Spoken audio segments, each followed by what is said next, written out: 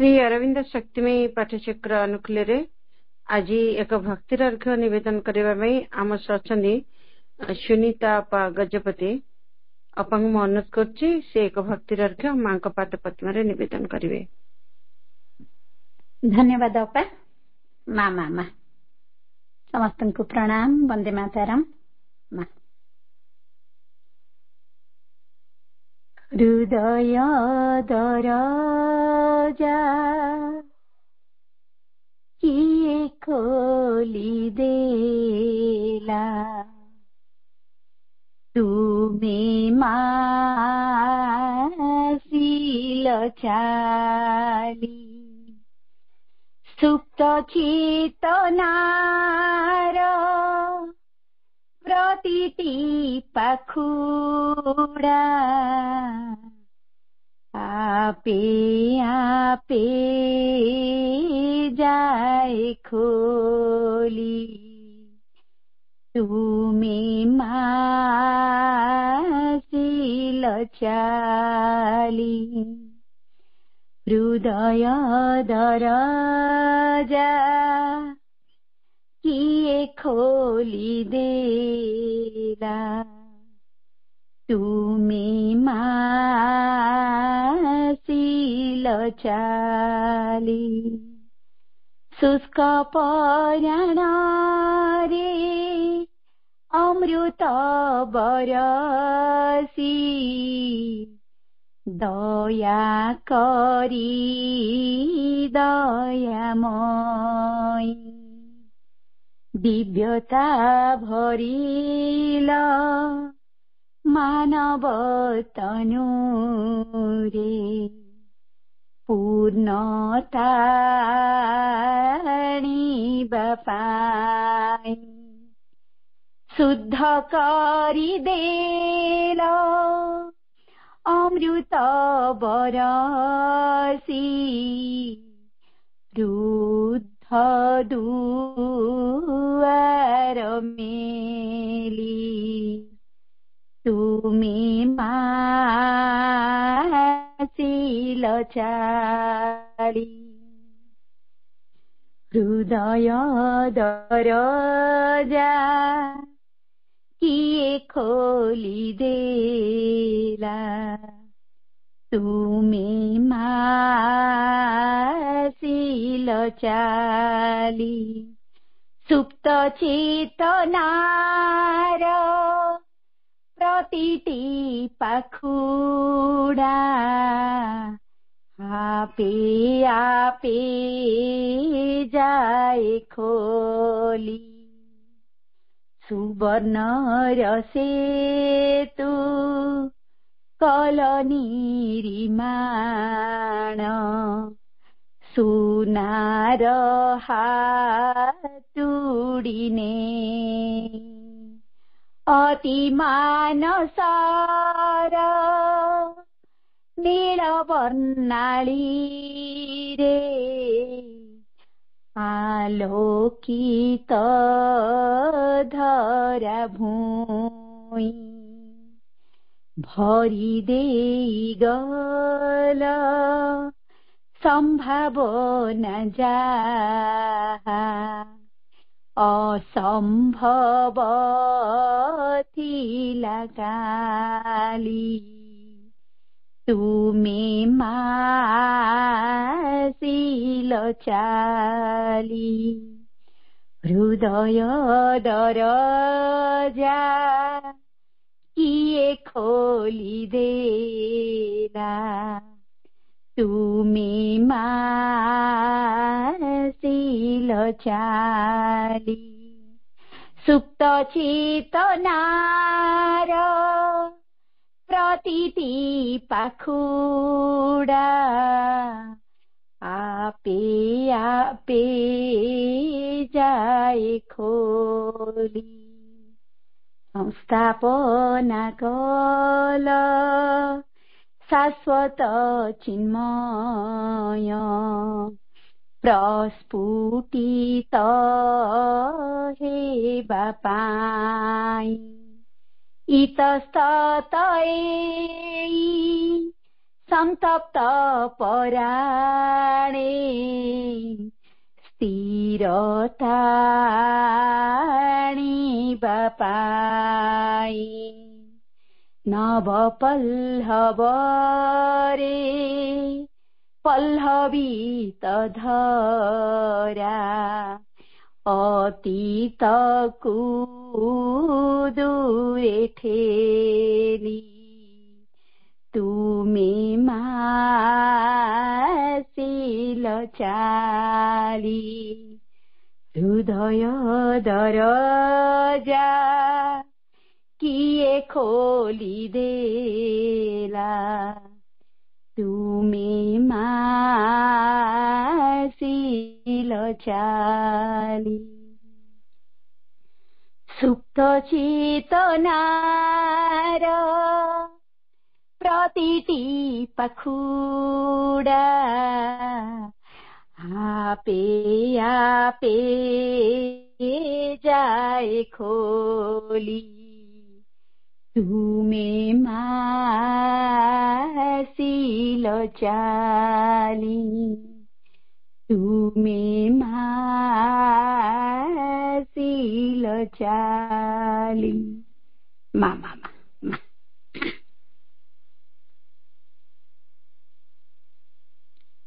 मामा करुणामयी माँ कृपारू प्रति रविवार अपराह्न 4टारे एक ग्रंथ आलोचना हो आसुची द ह्यूमन साइकल मानव जुग चक्र। आज भी आलोचना हब।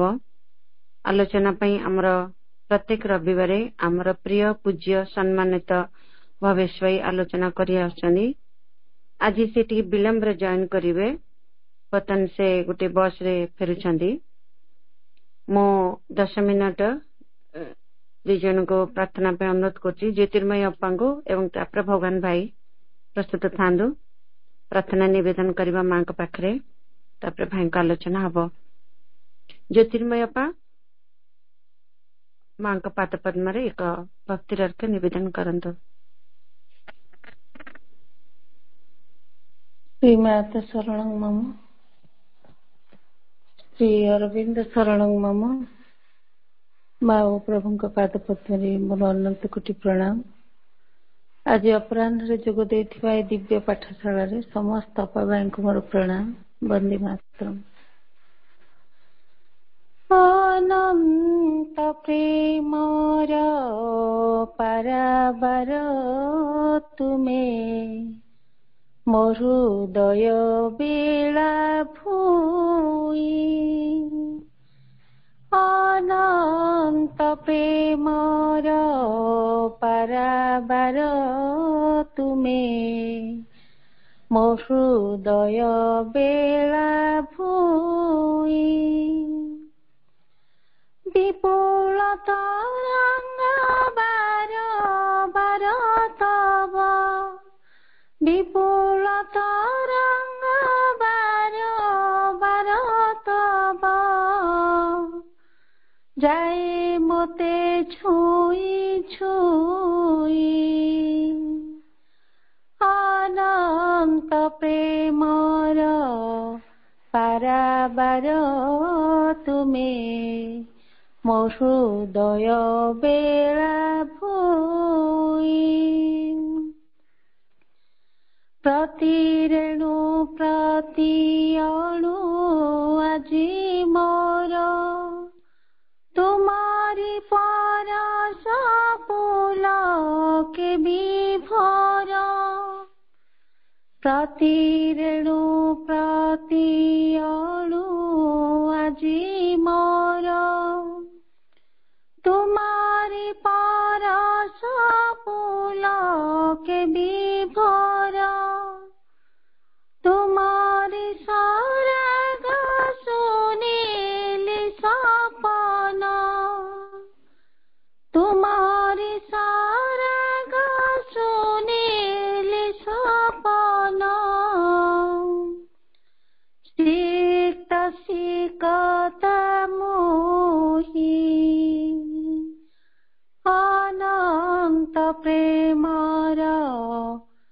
ପାରାବାର ତୁମେ ମୋ ହୃଦୟ ବେଳା ଭୂଇ ମୋ ଜୀବନେ ଯେତେ କଳଙ୍କ କଳୁଷ ପୋଛି ନିଏ ତୁମ ସୁନୀଳ ଆଶ୍ଲେଷ ମୋ ଜୀବନେ ଯେତେ କଳଙ୍କ କଳୁଷ ପୋଛି ନିଏ ତୁମ ସୁନୀଳ ଆଶ୍ଲେଷ ଅଯାଚିତେ କୃପା ଜାଣି ଦେଉଛ ଅଯାଚିତେ କୃପା ଜାଣି ଦେଉଛ କିଛି ତ ମୁଁ ମାଗି ନାହିଁ ଅନନ୍ତ ପ୍ରେମର ପାରାବାର ତୁମେ ମୋ ହୃଦୟ ବେଳା ଭୂଇ ବିପୁଳ ତରଙ୍ଗ ବାର ବାର ତବ বিপুল তরঙ্গ বার বার তব যায় মতে ছুঁই ছুঁই অনন্ত প্রেমর পারাবার তুমে ମୋ ହୃଦୟ ବେଳା ଭୂଇ ଅନନ୍ତ ପ୍ରେମର ପାରାବାର ତୁମେ ମୋ ହୃଦୟ ବେଳା ଭୂଇ ମୋ ହୃଦୟ ବେଳା ଭୂଇ ମୋ ହୃଦୟ ବେଳା ଭୂଇ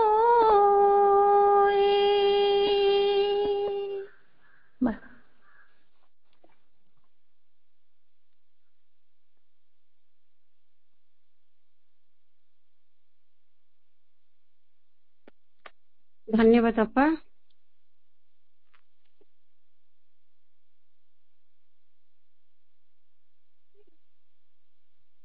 କୃଷ୍ଣପ୍ରିୟ ଅପା ଆପଣ ଅଛନ୍ତି? ଗୋଟେ ପ୍ରେୟାର ବୋଲିବେ? ଭାଇଙ୍କର ଟିକେ ଲେଟ୍ ହବ ପହଞ୍ଚିଲା ବେଳେ ତ। କୃଷ୍ଣପ୍ରିୟ ଅପା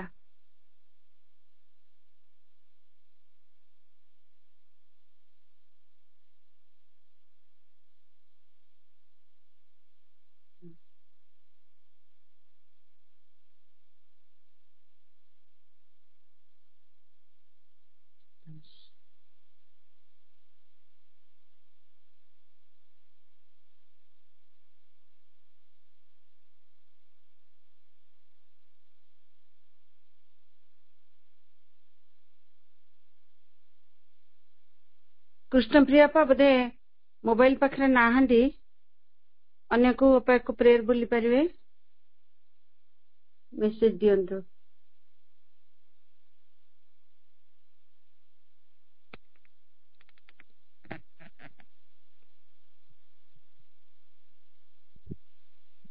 ଅପା ମୁଁ କହିବି ଆଜ୍ଞା ବୋଲନ୍ତୁ ଅପା।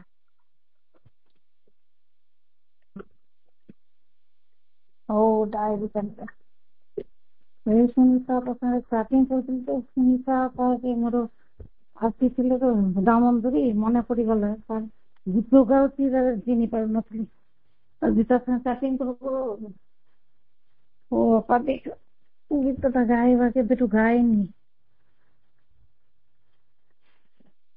କରୁଣାମୟୀ ମା ଉପର ପୁଷ୍ଟି ଅରବିନ୍ଦ ଅନଲାଇନ ପାଠ ଯୋଗ ଦେଇଥିବା ସମସ୍ତ ଭାଇ ଅପାମାନଙ୍କୁ ମୋର ପ୍ରଣାମ।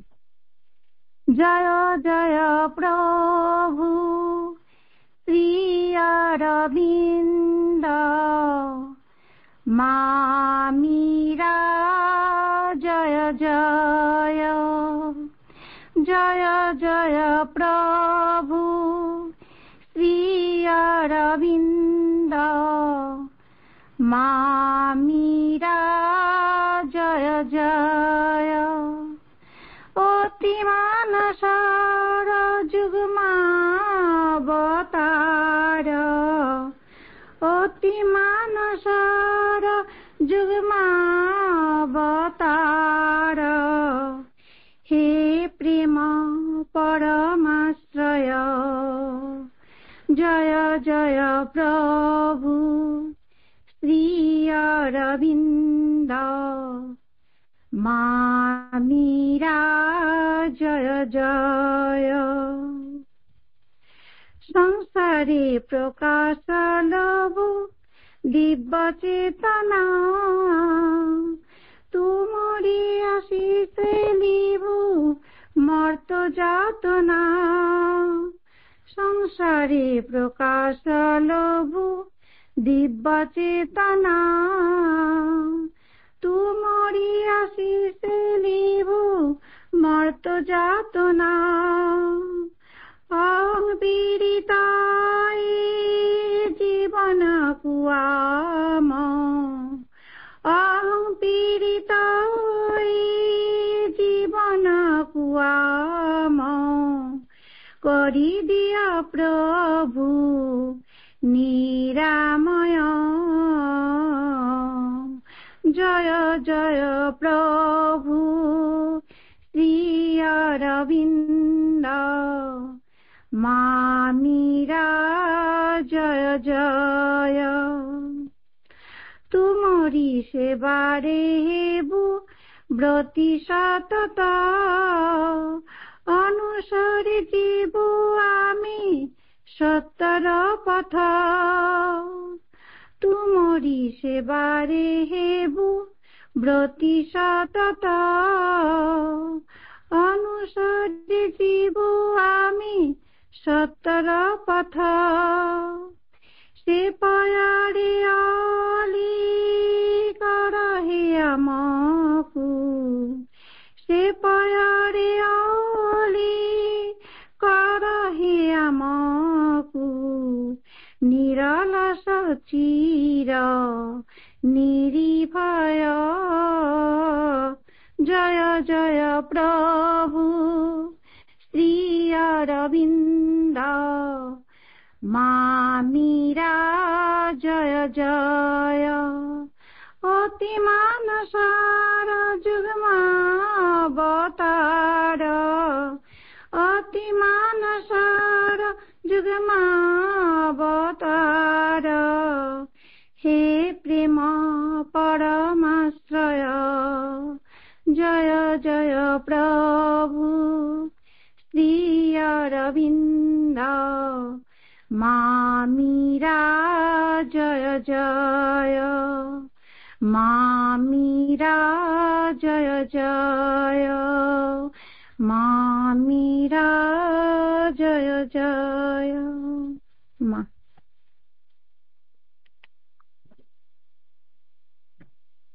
ଧନ୍ୟବାଦ ଅପା।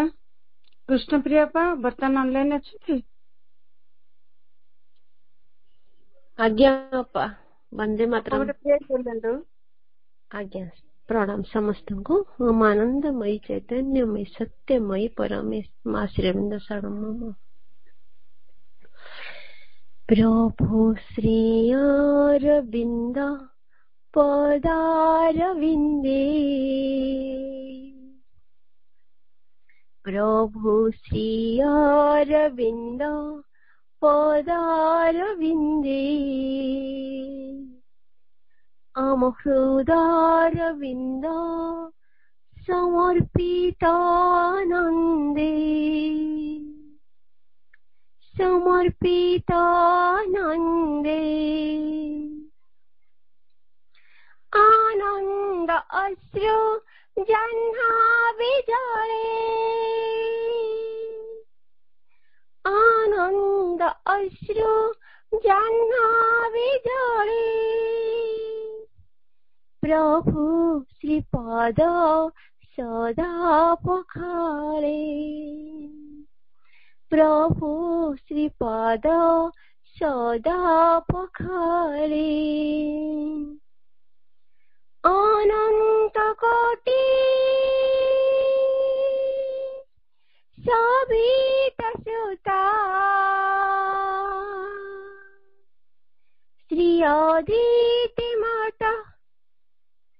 श्री अदिति माता जड़रू जीवन जीवनारु जड़ जड़रू जीवन जीवनारु जड़ मध्य समाहिता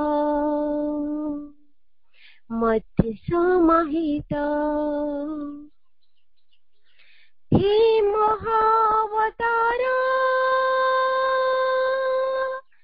करुणा सागर हे महावतारा करुणा सागर पुरा पुरा जगती प्रभु सबुठी तुमरा हिंगारा सबुठी तुमरा हिंगारा प्रभु श्री अरविंद पदारविंदे अमृतारविंद समर्पित आनंदे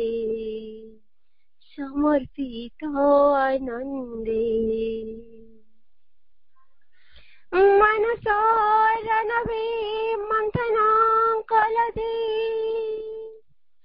मनसारनवे मंथना कलदे अति मानस किरण प्रकाश कलहे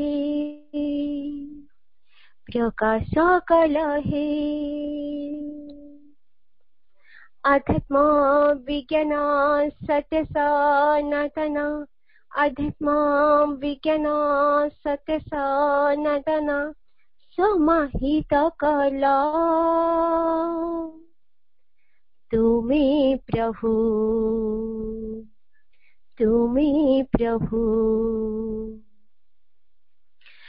उत्तरा पीढ़ी को अमरा अमृतर सूत्र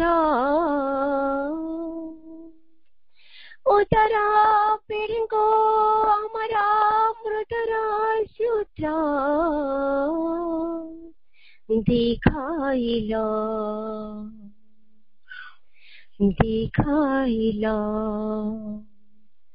तुम्हें हे महाविभु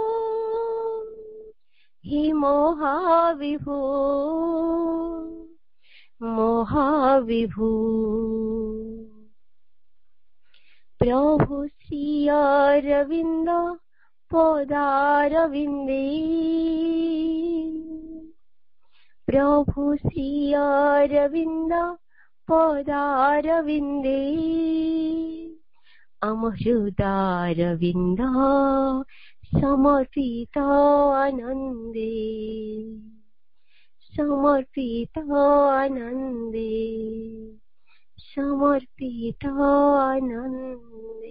वंदे मातरम। प्रणाम।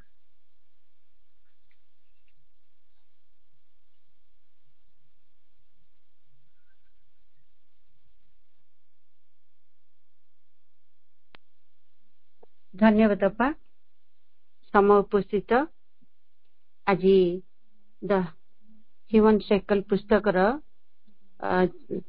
सेकेंड चैप्टर थर्ड पैराग्राफ अधा आलोचना होता पृष्ठा 16 और पृष्ठा 17 व्हाट्सएप रे फोटो उठी पठा जाइछि तार आलोचना पई आज मां को कृपारो हमर पूज्य परिचित सम्मानन भाई बहुत व्यस्त बहुल रे भी पहुंची चंदी तथापि मु टिके 2 लाइन पढ़े तापर भाई तार आलोचना रखिबे। सेकेंड पैराग्राफ टा 16 पृष्ठार आरंभ होइतला the individualistic age of Europe was in its beginning of revolt reason in its culmination triple progress of the physical science निजर वैज्ञानिक धारा रे तांकर परंपरा को से माने बदलाइथिले किंतु सेही इवोल्यूशन ही चली रहितला ऐतिहासिक भाबे तावरी लागि रहितला किछि किछि व्यक्तिवादी लोकंक द्वारा सेही परिवर्तन होउथला कन्वेंशनल दा किंतु ताहा आउरी रहितला जोटा कि से माने कोनसी डिस्कवर करिया चाहनथिले कि किछि सर्च करिया चाहनथिले किछि टेस्ट करिया चाहनथिले जहा तांग मन को आस्तला से माने ताहा करि जाउथिले भाई बहुत सुंदर उदाहरण भाबे भाई बुझाइथिले बर्तन आज से लाइन टू आरंभ हबो he finds that is in inevitable under such a regime true science and knowledge are either banned punished and persecuted or else rendered absolute by the habit of blind reliance of fixed authorities. Even what is true in all authorities is no longer of any value because its words are learnedly or ignorantly repeated, but its real sense is no longer lived except of most by a few. इतने बड़ा sentence कितने word ता भीतर अछि प्रभुंकर आलोचना पई आज भाई को मैं अनुरोध करछि भाई यार विस्तृत आलोचना रखिए भाई 5 मिनिट अधिक रखि परिवे 5:05 पर्यंत भाई आलोचना रखंतो।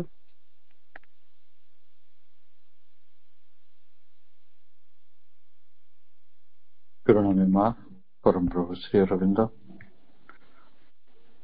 आम समस्त सब मुहूर्त गुड़िक खूब विशेषत्वपूर्ण कारण आम कौन उपलक्ष्य कौन उद्देश्य एकत्रित हो से तो गोटे बड़ कथा सबुठ बड़ विशेषत्वटी हूँ आम श्री अरविंद को पढ़ुचु माँ सब कहते श्री अरविंद को पढ़ा ठार बड़ घटना बड़ उपलक्ष्य आ कि ना पुणी से जो बहीटी ह्यूमन साइकिल हुए एवं आम ह्यूमन साइकिल चैप्टर 2 पढ़ुचु से गोटे व्यक्तिवाद जुग कथा कह व्यक्तिवाद जुग कहले आम age of individualism and reason बुद्धिर जुग बुद्धि विवेकर जुग या पूर्व आम पढ़ी कन्वेंशनल एज परंपरागत जुग तेणु परंपरागत जुगटी गोटे धार्मिक नैतिक समयर जुग एवं आम जोटा को पढ़ुं व्यक्तिवाद जुग सेटा हला विज्ञान जुग तेणु आम जो जो मैंने उपस्थित रही समस्त को मां कृपा मिलू जो उद्देश्य रे प्रभु श्री अरविंद ये पुस्तकटी को रचना कर तो विश्वर गोटे बहुत बड़ गवेषणात्मक निबंधमाला से आम मनीष संपर्क मनीषर इतिहास संपर्क मनीषर ये पृथ्वी पृष्ठ यात्रा संपर्क अनेक गुरुत्वपूर्ण कथा गुड़िक पढ़ी पार जो आम ए पढ़ुले जे प्रथम ही फाइंड्स दैट किए आविष्कार करे मनीष आविष्कार करे मनीष आविष्कार करी कौन पहुंचे कोठी he finds that as is inevitable under such a regime जो नियंत्रण भितर पड़िकरी गोटे रिजिम माने गोटे राजत्व काल को रिजिम कहते रिजिम रो काल रे पड़िबा गोटे तार कबल रे आसीबा नियंत्रण भितर पड़िबा एटा अनिवार्य inevitable अवश्यंभावी True science and knowledge are either banned, punished and persecuted. जितेबाला विज्ञान आसी सेतेबेले ताकू अनेक शास्तिर सम्मुखीन होगा पड़ी शासनर सम्मुखीन होगा पड़ी केबे केबे ताकू बैन करा जे तुमको बासंद करागला कि तुम बहिष्कार करागला केबे दंड दिगला persecute କରାଯାଉଛି or else rendered obsolete by the habit of blind reliance। ଅନେକ ସମୟରେ ତାକୁ ଏପରି ଭାବରେ କର୍ତ୍ତୃତ୍ୱ ତା ଉପରେ ହାସଲ କରାଯାଉଛି ଯାହାଫଳରେ ଅନ୍ଧ ଭାବରେ ଯୋଉ ବିଶ୍ୱାସଟି ରହିଛି ତାର ଅଭ୍ୟାସ ଦ୍ୱାରା ତାକୁ obsolete କରିଦିଆଯାଉଛି, ମାନେ ଅଚଳ କରିଦିଆଯାଉଛି। On fixed authorities, even what is true in old authorities is no longer of any value। ପୁରୁଣା ଶାସନ ସମୟରେ, କର୍ତ୍ତୃତ୍ୱ ସମୟରେ ଯୋଉଗୁଡ଼ିକ ସତ୍ୟ ଥିଲା ବର୍ତ୍ତମାନ ତାର ଆଉ କିଛି ମୂଲ୍ୟ ନାହିଁ, ସମସ୍ତେ ଜାଣନ୍ତି। କିନ୍ତୁ ତା ସତ୍ତ୍ୱେ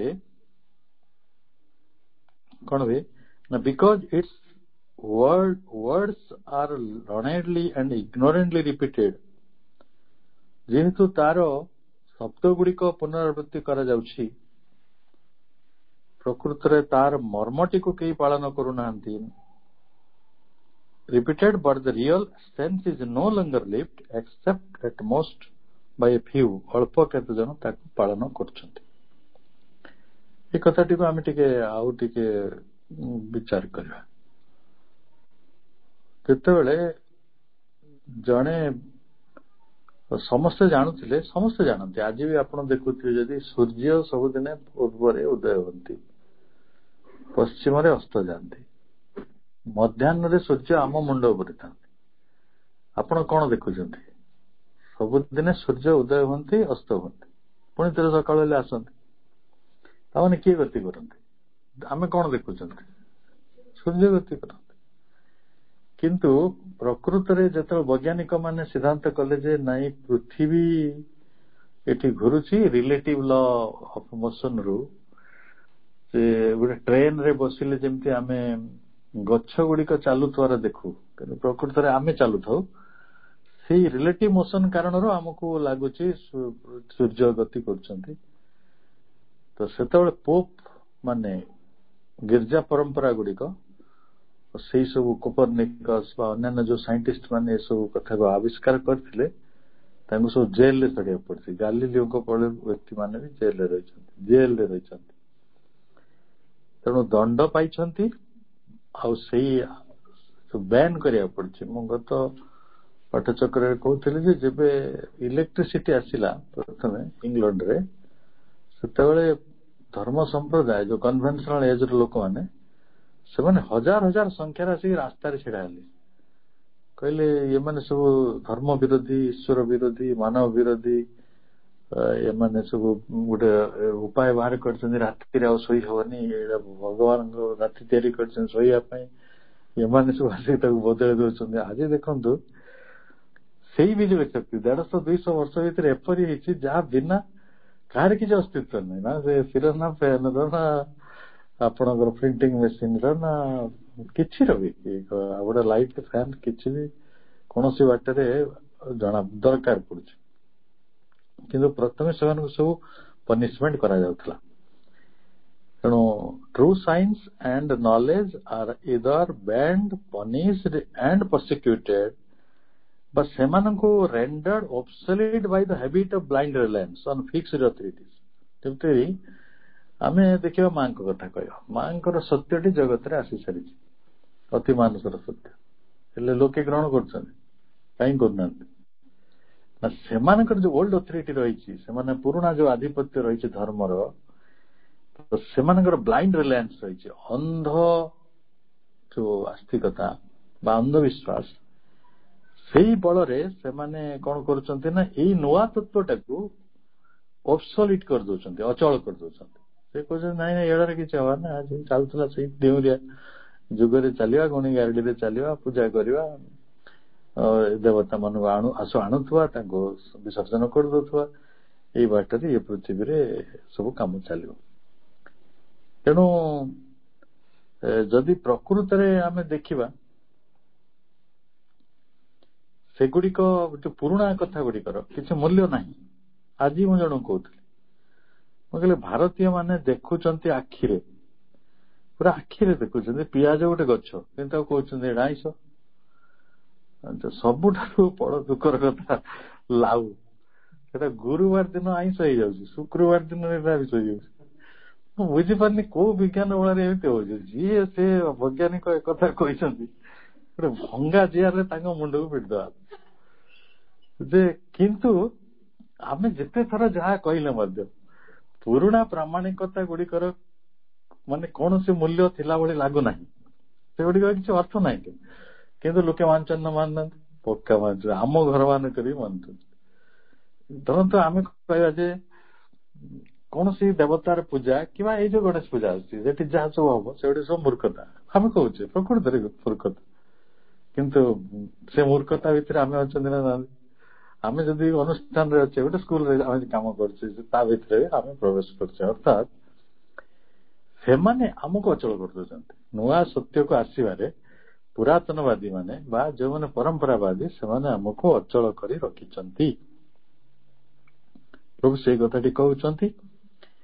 ତେଣୁ ସେମାନଙ୍କର ଯୋଉ ଶବ୍ଦ ଗୁଡିକ ରହିଛି, ପୁରାତନ ପ୍ରାମାଣିକତା ଗୁଡିକ, ସେଗୁଡିକ ବାରମ୍ବାର ଆପଣଙ୍କୁ ମାନେ ଜ୍ଞାନୀ ଭାବରେ କହନ୍ତି, ଅଜ୍ଞାନ ଭାବରେ କେତେବେଳେ କହନ୍ତି, ସେମାନେ ପୁନରାବୃତ୍ତି କରୁଛନ୍ତି।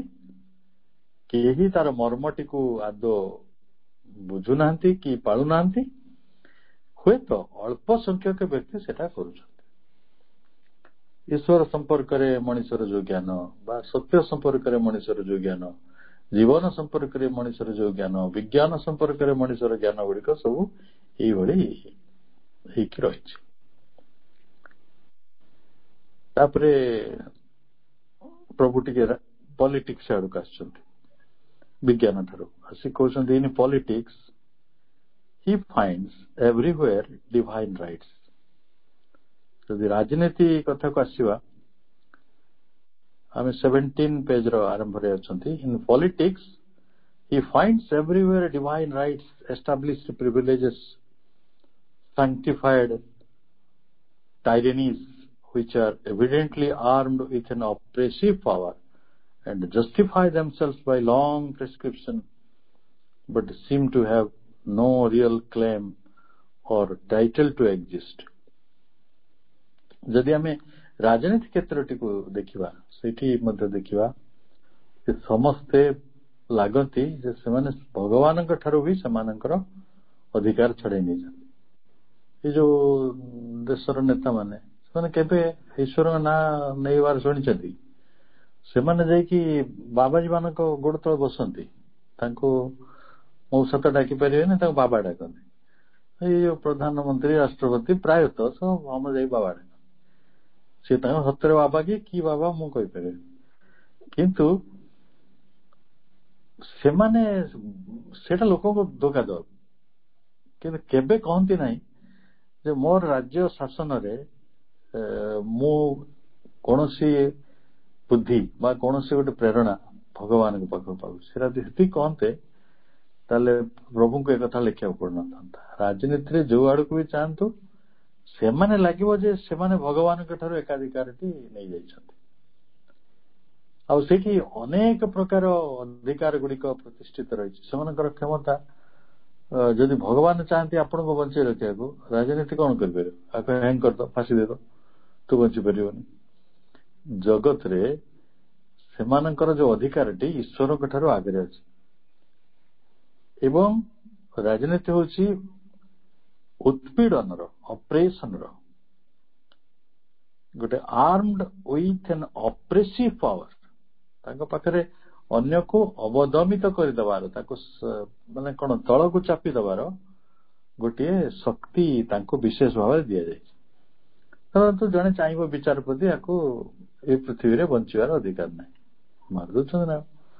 ଆଉ ସେମାନେ ଏଇ ବୋଧେ ଏଇ କିଛି ବର୍ଷ ତଳେ ଦିଲ୍ଲୀ ଜେଏନୟୁରେ ଗୋଟେ ଗଣ୍ଡଗୋଳ ଘଟିଲା। ସେ ଘଟଣାର ସତ କେତେ ମିଛ କେତେ ଏପର୍ଯ୍ୟନ୍ତ କୋର୍ଟ ତାର ବିଚାର ପାଉନାହିଁ। କିନ୍ତୁ କିଛି ପିଲାମାନେ ଏବେ ବି ଜେଲରେ ଅଛନ୍ତି। ସେମାନେ ତାଙ୍କ କ୍ୟାରିୟର ଫେରିୟର କିଛି ନାହିଁ, ଆଉ ଦ୍ୟାଟ୍ ଇଜ ଫିନିଶ୍ଡ। କେବଳ ଯୋଉମାନେ ରାଜନୈତିକ ଶକ୍ତି ହାତରେ ନିଜକୁ ଧରା ଦେବେ ବା ତାଙ୍କର ବଶ୍ୟତା ସ୍ୱୀକାର କରିବେ, ସେମାନଙ୍କୁ ମୁକ୍ତ କରାଯାଉଛି। ନହେଲେ ତମେ ଜେଲରେ ଜୀବନ ସାରା ସଢ। କେହି ଶୁଣିବାକୁ ନାହିଁ, କାରଣ ସେଭଳି ଗୋଟେ ନିଷ୍ପେଷଣଶାଳୀ କ୍ଷମତା ତାଙ୍କ ପାଖରେ ରହିଛି। ପ୍ରଭୁ କହୁଛନ୍ତି ଯେ ଏଭଳି ଗୋଟେ କଥା ତାଙ୍କ ପାଖରେ ବହୁ ଦିନ ହେଲା ଅଛି, by long prescription, but seem to have no real claim or a title to exist. ପ୍ରକୃତରେ ସେପରି ଗୋଟେ କଥାଟି ତିଷ୍ଠି ରହିବା ପାଇଁ ପ୍ରକୃତରେ କିଛି ଅଧିକାର ଅଛି ନା ନାହିଁ, ତାଙ୍କର କିଛି ବେଶୀ ଅଧିକାର ନାହିଁ। ସେମାନଙ୍କୁ ଶାସନ ଜୀବନର ମାଲିକ କିଏ କରିବ? ଜୀବନର ମାଲିକ ସେମାନେ ସତରେ ମନେ ମନେ କହିଦେବେ ଏଇ ଲୋକକୁ ଫାଶୀ ହବ, ଆଉ ତାକୁ ଦଳେ ଲୋକ ଟେକି ନେଇ ତାକୁ ମାରିଦେବେ। ମାନେ ସେଇ ଅଧିକାରଟା ତାଙ୍କର ଅଛି ନା ନାହିଁ? ପ୍ରକୃତରେ ନାହିଁ। ପ୍ରଭୁ ସେଇ କଥାଟି କହୁଛନ୍ତି ଯେ ରାଜନୀତିରେ ଏଇଭଳି ଗୋଟେ ଅପ୍ରେସିଭ ପାୱାର ବହୁ ଦୀର୍ଘ ଦିନ ହେଲା ରହିଛି। ଏଇଟା କେମିତି ରହିଛି? ପରମ୍ପରାବାଦ, ସେଇ ଯୋଉ କନଭେନସନାଲ ଏଜ୍, ସେ ଏଜରେ ମୂଳ ରହିଥିଲା। ଯିଏ ମତେ ମାନିବ ନାହିଁ ରାଜା ମାନଙ୍କର ଥିଲା, ତା ଆଗରୁ ଲୋକମାନଙ୍କର ଥିଲା, ସେଇ କଥା ଗୁଡିକ ରହିଆସିଛି। ଆଜି ବି ଆମେ ବିଜ୍ଞାନ ଯୁଗରେ ଅଛନ୍ତି, କିନ୍ତୁ ଆମେ ସେ କଥାଟିକୁ ବଦଳାଇ ପାରୁଛୁ ଯେ ପ୍ରକୃତରେ ଅନ୍ୟମାନଙ୍କର ଜୀବନ ଉପରେ ଆମର ଅଧିକାର ଅଛି ବା ନାହିଁ। କିନ୍ତୁ ଚାଲିଛି ବହୁତ ଦିନ ଧରି ଆମେ ଦେଖୁଛୁ। ପ୍ରଭୁ କହୁଛନ୍ତି ଏଠି ଖାଲି ରାଜନୀତି ନୁହେଁ, ଇନ୍ ଦି ସୋସିଆଲ ଅର୍ଡର। ଆମେ ଯଦି ସାମାଜିକ ବ୍ୟବସ୍ଥାକୁ ଦେଖିବା, ସାମାଜିକ ବ୍ୟବସ୍ଥାରେ he finds an equally stereotyped reign of convention. ଦେଖନ୍ତୁ 3000 ବର୍ଷ ତଳେ ଆମ ସାମାଜିକ ଜୀବନ ଯେମିତି ଥିଲା ଆଜି ମଧ୍ୟ ସେମିତି ଅଛି। ସାମାଜିକ ଜୀବନର ବଡ ଦିଗଟି କଣ? ମ୍ୟାରେଜ, ଫ୍ୟାମିଲିଜ, ଅନ୍ୟମାନଙ୍କ ପ୍ରତି ଆମର ଦୃଷ୍ଟିକୋଣ, ସେଗୁଡା ସବୁ କଣ ବଦଳିଛି ମତେ କହିଲେ? ଆମେ ଷ୍ଟେରିଓଟାଇପ ହେଇକି ଅଛୁ। ଏକ୍ଜାକ୍ଟଲି ସମାଜ ବ୍ୟବସ୍ଥାରେ ମଧ୍ୟ ଆମେ ସ୍ୱୀକୃତ ଗୋଳା ଭିତରେ କେବଳ ରିପିଟେଡ ହଉଛି। ଫର ଏକ୍ଜାମ୍ପଲ ଗୋଟେ ମେଲ ଚୋଭିନିଜମ, ଆମେ ସେଇଟା ଉଦାହରଣ ନେବା। ସେଇଟା ୟୁରୋପ ହଉ, ଭାରତ ହଉ, ଏସିଆ ହଉ, ଆଫ୍ରିକା ହଉ, ପରିବାର ଭିତରେ ଯୋଉଠି ମାତୃକେନ୍ଦ୍ରିକ ପରିବାର ଥିଲା ସେଠି ମା ଆଗରେ ଅଛି, ଯୋଉଠି ପିତୃକେନ୍ଦ୍ରିକ ପରିବାର ଥିଲା ସେଠି ବାପାଟା ହଉଛି ସୁପ୍ରିମ, ସେ ରାଜା ପରିବାରର। ତ ବର୍ତ୍ତମାନ କିଏ ତାକୁ ବଦଳେଇ ଦେଇପାରିବ? ଗୋଟେ ଛୋଟିଆ କଥାଟେ, ଛୋଟ ଉଦାହରଣଟେ। ତେଣୁ ପୁରାତନ ସ୍ୱୀକୃତିର ଯୋଉ ଗୁଳା ଗୁଡିକ ରହିଛି regime, in the social order he finds an equally stereotyped reign of convention. ତେଣୁ ଆମେ ଯେ କହୁଛୁ ବିଜ୍ଞାନରେ ପହଞ୍ଚି ଯାଇଛୁ, ଠିକ ଅଛି, ବିଜ୍ଞାନରେ ପହଞ୍ଚିଲେ ତ ଇକ୍ୱାଲ ରାଇଟ୍ସ ରହିବା କଥା। ଦେଖନ୍ତୁ, ମୁଁ ବୋଧେ ଏଇ କିଛି ଦିନ ତଳେ ବାଲେଶ୍ୱର ସହରରେ ଜଣେ ଲୋକ କାମ କରିବାକୁ ଆସିଥିଲେ, ଦୁଇଟି, ଜଣେ ମେଲ ଆଉ ଜଣେ ଫିମେଲ। ତ ମେଲ ର ମଜୁରୀ ହଉଛି 550, ଫିମେଲ ର ମଜୁରୀ ହଉଛି 450। କଣ ପାଇଁ? ମୁଁ କହିଲି କଣ ପାଇଁ ନା ସେ ଫିମେଲ। ମୁଁ ରାଉରକେଲା ଥିଲାବେଳେ ଦେଖିଥିଲି 5 ଟଙ୍କା ଡିଫରେନ୍ସ ଥାଏ। ଯଦି 300 ନବ ମେଲ ଟା, ଫିମେଲ ଟା ନବ 295। ଏଇଟା କାହିଁକି ରହିଛି? ସେ ଗୋଟେ ସୁପରିଟି ଯେମିତି ହେଲେ ଅଛି ନା, ଯାହାହେଲେ ଝିଅ ମାନେ ସବୁ କାମ କରିଦେବେ। ଆରେ ଭାଇ, ଯାହାହେଲେ ତ ସେ ସମୟ ରେଣ୍ଡର କରିଛି ନା, ସେ ସମୟ ଦେଇଛି, ତମେ ତାକୁ ମୂଳରୁ କାହିଁକି ତାକୁ ପୁଅଟେ ଇଏ ଝିଅଟେ ଏଇଭଳି ଧାରଣା ଗୁଡିକ ମଜୁରୀ କ୍ଷେତ୍ରରେ ବି ସେମାନେ କରିଦିଅନ୍ତି। ସୋସିଆଲ ଅର୍ଡରରେ ଯେମିତି ହେଲେ ଗୋଟେ ମେଲ ଚୋଭିନିଜିମ, ମେଲ ର ଯୋଉ ସୁପରମାସିଟା ରହିଛି, ସେଟା ବଦଳି ପାରିବନି। ଏତେ ସହଜ ନାହିଁ, ଏତେ ସହଜ ନାହିଁ। ଆମେ ଯେତେ ଯାହା ଯୋଉଠି ଯିଏ ଭାଷଣ ଦଉ, ଯିଏ ଯାହା କରନ୍ତୁ, ଯେତେ ଜ୍ଞାନୀ ମାନେ ପରିବାରରୁ ଦେଖିଛି, ଗୋଟେ ପରିବାରରେ ପୁଅଟେ ଅଛି, ଝିଅଟେ ଅଛି, ବେଶୀ ଇମ୍ପୋର୍ଟାନ୍ସ କାହା ଉପରେ? ପୁଅ ଉପରେ, ଝିଅ ଉପରେ କମିଲାଣି। ଆପଣ କହିବେ ପ୍ରଭୁ ଦେଖୁଛନ୍ତି ସବୁ ଜାଗା, କିଛି କମିଲାଣି? କିଛି କମିଲାଣି, କିନ୍ତୁ ଅଧିକାଂଶ ଲୋକ ଭିତରେ ସେଇ ଆଟିଟ୍ୟୁଡ ଅଛି। ପୁଅଟେ ଯିବ ରାତି ଅଧରେ ଫେରିଲେ ବି କେହି କିଛି କହିବେନି, ଝିଅଟା ଯାଇକି 6ଟା ପରେ ଫେରୁଥ, ତାପରେ କି ଝାମେଲା ହବ। ତେଣୁ ଏଇ ଯୋଉ ଆଟିଟ୍ୟୁଡ ଗୁଡିକ ମଣିଷର ବଦଳୁଛି, ଯେ ଗୋଟେ ନାରୀର ବି ସମାନ ଅଧିକାର ରହିଛି, ସେଇଟା ଆମ ସମାଜ ବ୍ୟବସ୍ଥା ତିଆରି କରିପାରୁନାହିଁ। ତେଣୁ ପୁରାତନ ସ୍ୱୀକୃତି ଭିତରେ ଆମେ ସେଇ ଷ୍ଟେରିଓଟାଇପ ହେଇଛୁ। ତୁ ଆମେ ଯାହା କହିବୁ ତୁ ମାନିବ। କିଏ ମାନିବ? ପୁଅ ମାନିବନି, ଝିଅଟା ମାନିବ। ଏଇ ଯୋଉ ପରମ୍ପରା ଗୁଡିକ କରିଦିଆଯାଇଛି, ସେଥିରୁ ଆମେ ଏପର୍ଯ୍ୟନ୍ତ ବି ମୁକୁଳି ପାରିନାହାନ୍ତି। ତାପରେ ଦେଖିବା କଣ ଘଟିଲା ନା, ଷ୍ଟେରିଓଟାଇପ ରେନ୍ ଅଫ କନଭେନସନ, ସେଇ ପୁରୁଣା ପରମ୍ପରା, ଯୋଉ ପରମ୍ପରାର କଥା। ଫିକ୍ସଡ ଡିସାବିଲିଟିଜ, ଫିକ୍ସଡ ଡିସାବିଲିଟିସ୍, ମାନେ ସେମାନଙ୍କ ପାଖରେ ଯେଉଁ ଅସାମର୍ଥ୍ୟ ରହିଛି ସେ ଅସାମର୍ଥ୍ୟଟି ମଧ୍ୟ ଧରାବନ୍ଧା ଫିକ୍ସଡ ହେଇକି ରହିଛି, ଏତେ ସହଜ ନୁହେଁ ତାକୁ ଫିଟେଇଦବା। ତାପରେ କହୁଛନ୍ତି ଫିକ୍ସଡ ପ୍ରିଭିଲେଜେସ୍। ଫିକ୍ସଡ ପ୍ରିଭିଲେଜ ନୁହେଁ, ଆମେ କେବେ, ମୁଁ ଗୋଟେ ମୁସଲମାନ ପରିବାର ଯାଇଥିଲି ବମ୍ବେରେ, ସେଠି ତାଙ୍କ ପରିବାର ମତେ ବହୁତ ଭଲ ଲାଗିଲା। ଗୋଟେ ଜିନିଷ ବହୁତ ଭଲ ଲାଗିଲା, ଯେ ସେମାନେ ଟେବୁଲରେ ସବୁ ଖାଇବା ଆଣିକି ରଖିଦିଅନ୍ତି ସବୁ ଏକା ସାଙ୍ଗରେ, ଆଉ ସମସ୍ତେ ବସିଯାଆନ୍ତି, ଆଉ ସମସ୍ତେ ସେ ଖାଦ୍ୟରୁ ନେଇ ଖାଆନ୍ତି। ଆଉ ହେଲେ ଆମମାନଙ୍କ ପରିବାରରେ କଣ ହବ, ମା ତାର ସବୁ ଦଉଥିବ, ଲାଷ୍ଟକୁ ଯଦି ବଞ୍ଚିଲା ଖାଇବ, ନହେଲେ ନାହିଁ। ରାଇଟ୍? ଆମେ କାହିଁକି ଏଇ ଗୋଟେ ଦୃଷ୍ଟିକୋଣ ବଦଳେଇ ପାରୁନାହାନ୍ତି? ସିଏ ଠିକ ଅଛି, ସେ ରାନ୍ଧୁଛନ୍ତି ଡିଭିଜନ ଲେଭେଲରେ, କିନ୍ତୁ ତାର ଅର୍ଥ ନାହିଁ ଯେ ସେ ସାଙ୍ଗରେ ଖାଇପାରିବେ। ମତେ କୁହନ୍ତୁ, ଆପଣ ଓଡିଶାର କୌଣସି ପରିବାରକୁ ଯିବେ, ଯଦି ସ୍ୱାମୀ ଖାଇସାରିବା ପରେ ସ୍ତ୍ରୀଟି ଖାଉଛି, ବଢିଆ ସ୍ତ୍ରୀ, ଯଦି ସାଙ୍ଗରେ ଖାଇଦଉଛି ତାହେଲେ ସେଇଟା ବହୁତ ଅସୁବିଧା ହେଇଯାଉଛି, ବୁଝିଛି ନା? ମୁଁ ଛୋଟ ଦିନେ ଆଲୋଚନାଟା ଶୁଣିଛି, ସିଏ ତା ବୋଉ ନା ଆଉ ତା ସ୍ୱାମୀ ସାଙ୍ଗରେ, ସ୍ୱାମୀ ତ କହନ୍ତିନି ଗିରସ୍ତ, ଗିରସ୍ତ ସାଙ୍ଗରେ ବସିକି ଖାଉଛି। କଣ ଅପରାଧ ହେଲା? ସାଥ ମେ ଭୋଜନ, ସାଙ୍ଗରେ ଖାଇବା, ସାଙ୍ଗରେ ଭଜନ କରିବା, ସାଥ ମେ ଭଜନ, ଏଇଟା ଆମ ଜୀବନକୁ ପରିପୁଷ୍ଟ କରେ। ସାଙ୍ଗରେ ପ୍ରାର୍ଥନା କରିବା, ସାଙ୍ଗରେ ଖାଇବା। ଯଦି ଆମେ ସାଙ୍ଗରେ ଖାଇ ଶିଖୁନାହାନ୍ତି ତାହେଲେ ଆମେ ପଶୁ ପକ୍ଷୀ ହେଇଯିବା। ପଶୁ ପକ୍ଷୀ ମାନେ ତାଙ୍କ ଭିତରେ ଲଢେଇ ଅଛି, ସେଟା ବହୁତ ବଡ ହାରମୋନିୟସ କନସେପ୍ଟ ଅଟେ। ତେଣୁ ଧରାବନ୍ଧା ଭାବରେ ଫିକ୍ସଡ ହେଇକି ରହିଛି ସେଇ ଯୋଉ କୋଉଟା କନଭେନସନ, ଫିକ୍ସଡ ଡିସାବିଲିଟିଜ, ଫିକ୍ସଡ ପ୍ରିଭିଲେଜେସ, ସୁବିଧା ଗୁଡିକ, ଯେମିତି ମୁଁ ମଜୁରୀ କଥା କହୁଥିଲି। The self-regarding arrogance of the high and blind prostration of the low, while the old functions which might have justified at one time such a distribution of status are either not performed at all or badly performed without any sense of obligation and merely as a part of caste pride. ଯୋଉ ସମସ୍ତେ ଅନୁଭବ କରୁଛନ୍ତି ଯେ ଯୋଉ କନଭେନସନାଲ ଏଜରେ, ପରମ୍ପରାବାଦୀ ଯୁଗରେ, ଧର୍ମଗତ ଯୁଗରେ ଅନେକ ଗୁଡେ ଅସୁବିଧା ରହିଥିଲା, କିନ୍ତୁ ପ୍ରକୃତରେ ତାର ଔଚିତ୍ୟକୁ ଆଜି ଆମେ ଅନୁଭବ କଲେ ମଧ୍ୟ ସାମାଜିକ ଆଚରଣ କ୍ଷେତ୍ରରେ ଆମେ କୌଣସି କ୍ରିୟାନୁଷ୍ଠାନ ସେପରି ନେଇପାରୁନାହାନ୍ତି। ସବୁଗୁଡିକ ବଡ ଅବିନ୍ୟସ୍ତ ଭାବରେ ଆଚରିତ ହଉଛି। କୋଉଠି ଗୋଟେ କର୍ତ୍ତବ୍ୟବୋଧ ରହିଛି। ଅନେକ ଲୋକ ଦେଖିବେ, ସେମାନେ ଜାଣିଛନ୍ତି ସେମାନେ ହଇରାଣ ହଉଛନ୍ତି, କିନ୍ତୁ କହିବେ ମୁଁ କର୍ତ୍ତବ୍ୟ କରୁଛି। କର୍ତ୍ତବ୍ୟ ଠିକ ଯେ, କର୍ତ୍ତବ୍ୟ କରିବା କିଛି ଅସୁବିଧା ନାହିଁ, କିନ୍ତୁ ସେଥିରେ ରହିଛି କର୍ତ୍ତବ୍ୟବୋଧର ଗୋଟେ ଅଭିମାନ। ସେଟା ଗୋଟେ ଅଭିମାନଟେ, ଗୋଟେ ଇଗୋର ଗୋଟେ ବହୁତ ଇଣ୍ଟରେଷ୍ଟିଂ ଫର୍ମ ସେଟା। ଏବଂ କାହିଁକି ନା ଯେ ଦୁନିଆର ସବୁ ଲୋକ ଯେମିତି ବଞ୍ଚୁଛନ୍ତି ମୁଁ ସେମିତି ବଞ୍ଚିବି, ଏଇ ତାରି ଭିତରୁ କର୍ତ୍ତବ୍ୟବୋଧଟା ଆସେ। ଏଇ କର୍ତ୍ତବ୍ୟବୋଧଟି ଗୋଟେ ଅବସ୍ଥାକୁ ମଣିଷକୁ ନିଏ। ପୁଣି ଆଉ ଗୋଟେ ରହିଛି ଗୋଟେ ଜାତିଗତ ଅଭିମାନ। ଜାତିଗତ ଅଭିମାନଟି ଆପଣଙ୍କୁ କହି ରଖେ, ସେଟା ହଉଛି badly performed without any sense of obligation, କୌଣସି ଆନୁଗତ୍ୟ ନାହିଁ କିନ୍ତୁ badly perform ହଉଛି, ଖରାପ ଭାବରେ ତାକୁ ଆମେ ପାଳନ କରୁଛନ୍ତି, merely as a part of caste pride, ଆମ ଜାତିଗତ ଅଭିମାନ କାରଣରୁ। ଜାତିଗତ ଅଭିମାନ କଣ ବୁଝିପାରିବା? ଜାତିଗତ ଧର୍ମଗତ ଅଭିମାନ ଗୁଡିକ ମଣିଷ ଭିତରେ ଭେରି ମଚ ରହିଛି।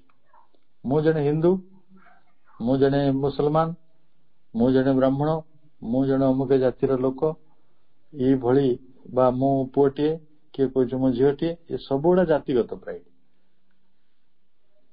କେମିତି କଣ ଗୋଟେ ଜଣା ପଡେନି, ଭାରି ସୂକ୍ଷ୍ମ ଭାବରେ ସେଭଳି ଗୋଟେ ସ୍ୱାଭିମାନଟେ ବା ଅଭିମାନଟେ, ସ୍ୱାଭିମାନ ତ ଗୋଟେ ଭଲ ଜିନିଷ, କିନ୍ତୁ ସେଭଳି ଗୋଟେ ପ୍ରାଇଡ ଆମ ପାଖରେ କାମ କରୁଛି, ଯୋଉଥିପାଇଁ ଆମେ ଅନେକ ସମୟରେ ସେ ପରମ୍ପରାର ରାଜତ୍ୱଟିକୁ ସ୍ୱୀକାର କରୁଛୁ ବା ଅନ୍ଧ ଭାବରେ ତା ଉପରେ ଗୋଡ ତଳେ ହେଇକି ପଡିଛୁ।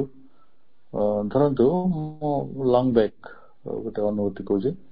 ଜଣେ ହେଡମିଷ୍ଟ୍ରେସ୍ ଏଜେଡ୍ ମତେ ଆସି କହିଲେ, ସବୁଦିନେ ମୋ ସ୍ୱାମୀ ମତେ ଖରାପ ବ୍ୟବହାର କରନ୍ତି। କଣ କରନ୍ତି ନା ବେଲ୍ଟରେ ପିଟନ୍ତି ଯେ ମୋ ବେଲ୍ଟ ଛିଣ୍ଡିଯାଉ।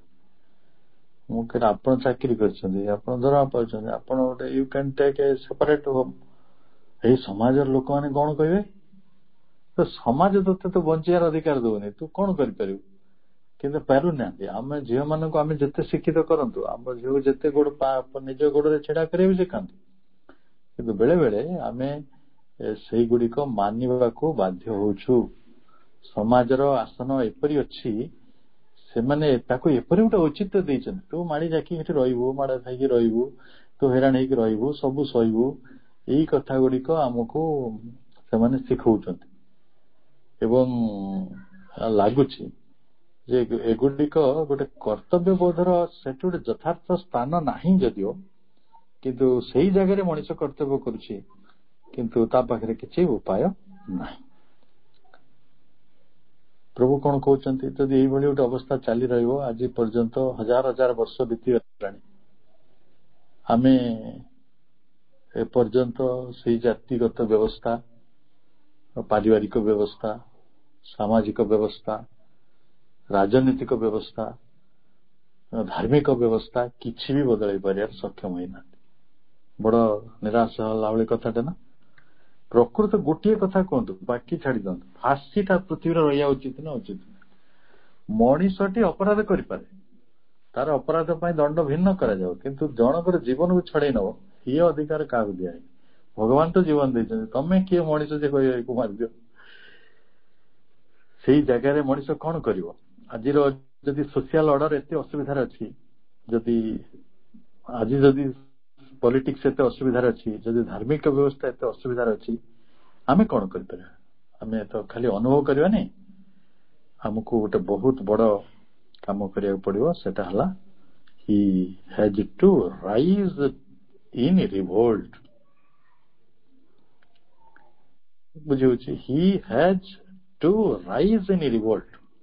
ତାକୁ ଏଇ ସ୍ଥିତି ବିରୁଦ୍ଧରେ ବିଦ୍ରୋହ କରିବାକୁ। ଗୋଟେ ୟୁସୁଫ ମଲାଲା ଗୋଟେ ପାକିସ୍ତାନରେ ଅଛି, ସେଇ ଝିଅଟି କଥାରେ 15-14 ବର୍ଷ ତାକୁ ହେଇଥିଲା। ସିଏ ଝିଅଟି ବୋଧେ ସ୍କୁଲରେ ସେତେବେଳେ ପଢୁଥିଲା। ତାଙ୍କ ଅଞ୍ଚଳରେ କିଛି ତାଲିବାନ ଆସିଲେ, କହିଲେ ଝିଅ ମାନେ କି ସ୍କୁଲ ଯାଇପାରିବେନି।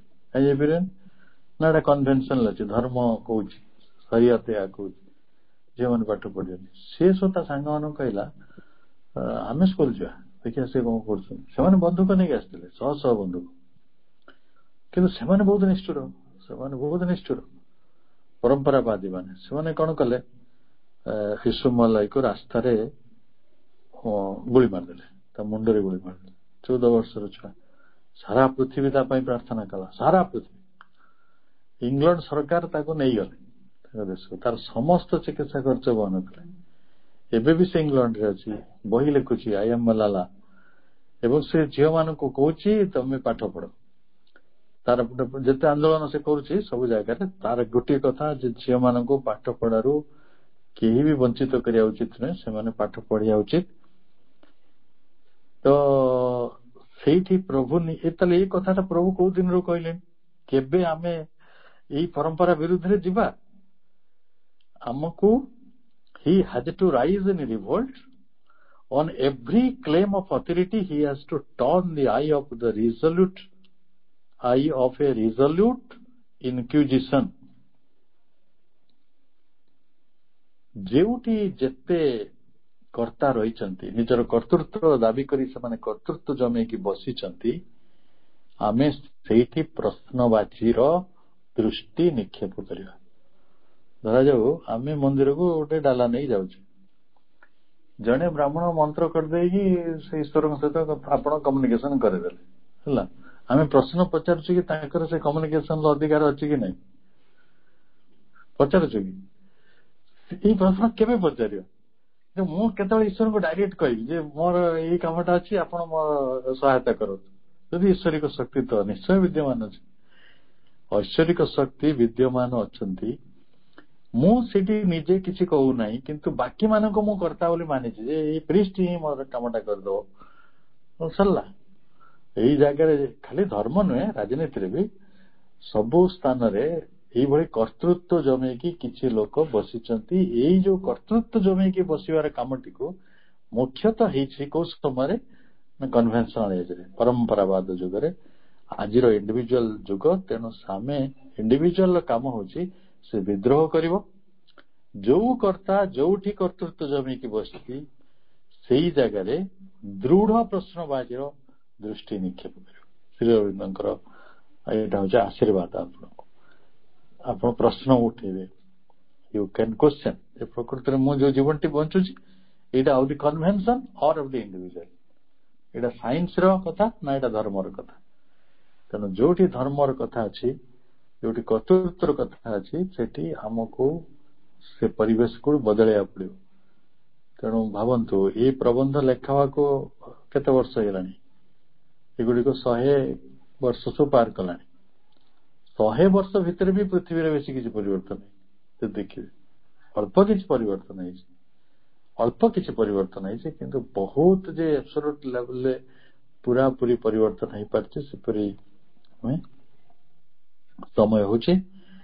ତେଣୁ ଆଜିର ସମୟକୁ ସମ୍ମାନ କରି ଆଜିର ଆଲୋଚନାକୁ ଏଇଠି ଆମେ ରଖିବା। ସମସ୍ତଙ୍କୁ ପୁଣି ଥରେ ଅନେକ ଅନେକ ଶୁଭେଚ୍ଛା। ସମସ୍ତଙ୍କର ଜୀବନ ମାତୃ ଚେତନାମୟ ହେଉ, ଏହି ଅଭିଳାଷ ସହିତ ଆଜିର ବାଣୀ ସେବା ଏଇଠାରେ ରଖାଯାଉଛି। ସମସ୍ତଙ୍କୁ ଶୁଭେଚ୍ଛା। ବନ୍ଦେ ମାତରମ୍।